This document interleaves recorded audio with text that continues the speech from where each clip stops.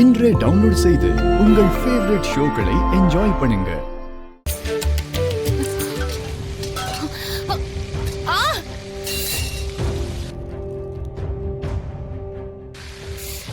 அம்மா, பெரியம்மா,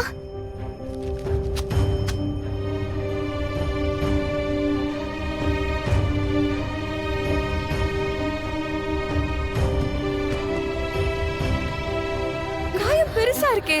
பறந்து போச்சு. ஐயோ, என்னாச்சு? மாயா, வா அம்மாவை கூட்டிட்டு உடனே ஹாஸ்பிடலுக்கு போலாம். வாங்க வாங்கம்மா. என்னம்மா இவ்ளோ பெருசா இருக்கு? வாங்க. வாமா, வா. ஒரு நிமிஷம் இருங்க.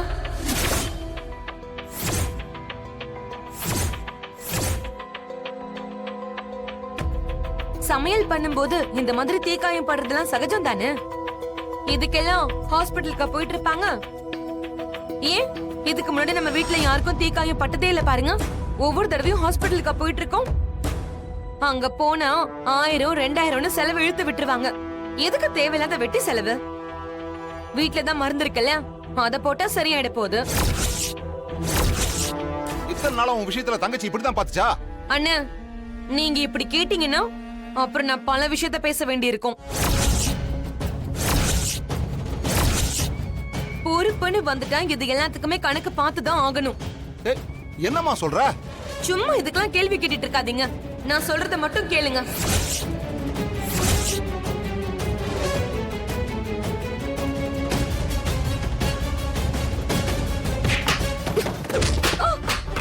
ஐயோ பார்வதி, ஐயோ ஐயோ பார்வதி, பார்வதி, ஐயோ சித்தி, பாத்து, ஐயோ என்னாச்சு சித்தி? ஐயோ என்னாச்சு பார்வதி? ஒண்ணுல சித்தி. ஐயோ வலிக்குதா? அச்சோ, ஐயோ ஐயோ ஐயோ, எலும்பு உடைஞ்சிருச்சா? அப்படின்னா அவளால நடக்க முடியாதே. சீக்கிரம் உடனே அவளை ஹாஸ்பிடல் கூட்டிட்டு போயிடலாம். எலும்பு டாக்டர் கிட்ட தான் காட்டணும். அட என்ன அத்தை பேசுறீங்க? இப்பதானே சித்தி வெட்டி செலவெல்லாம் பண்ணக்கூடாது, ஹாஸ்பிட்டலுக்கெல்லாம் போக கூடாது, வீட்ல இருந்து மருந்து போடுங்கன்னு பாடம் எடுத்தாங்க. இப்ப அவங்களையே நீங்க ஹாஸ்பிட்டலுக்கு கூட்டிட்டு போக சொல்றீங்க. ஒருவேளை எலும்பு முறிஞ்சிருந்தா நாமளே மாவு கட்டு போட்டுடலாம்.